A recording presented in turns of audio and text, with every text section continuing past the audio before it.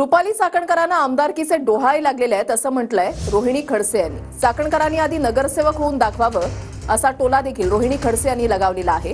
तर रोहिणी खडसेंनी लोकसभेमध्ये तुतारीचा सोडून कमळाचा प्रचार केला असं रुपाली चाकणकरांनी म्हटलंय आणि त्यांचं कर्तृत्व नसताना वडिलांमुळे पद मिळाली असा टोला देखील रुपाली चाकणकर यांनी रोहिणी खडसे यांना लगावलाय।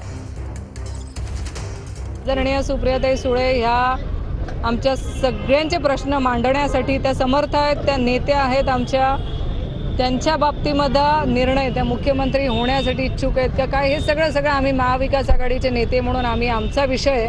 पण तुम्हाला नक्कीच आमदारकीचे डोहाळे लागल्यासारखं आम्हाला दिसतंय। पहिले आमदार किंवा नगरसेवक होऊन दाखवा ताई, त्याच्यानंतर एका नेत्यावरती आरोप करायला तुमचा अधिकार असेल। लोकसभेच्या निवडणुकीमध्ये तुतारीचा प्रचार करायचा सोडून भाजपचा प्रचार केला। वडिलांमुळं आणि सोन्याचा चमचा तोंडात असलेली लोक आहेत, त्याच्यामुळे स्वतःचं कर्तृत्व नसताना आम्ही संघटनेतून आलो। 20 वर्ष राजकारणात समाजकारणात काम केले, बचत गटाचे अध्यक्ष, तालुका अध्यक्ष, शहर अध्यक्ष असा प्रवास करत सर्वसामान्य शेतकरी कुटुंबातली मी एक महिला आहे। त्याच्यामुळे ही जी पदं ह्याच्यामुळं मिळाले त्याच्यामुळं मिळालं, तसं घरात बसून कोणी पदं देत नाहीत।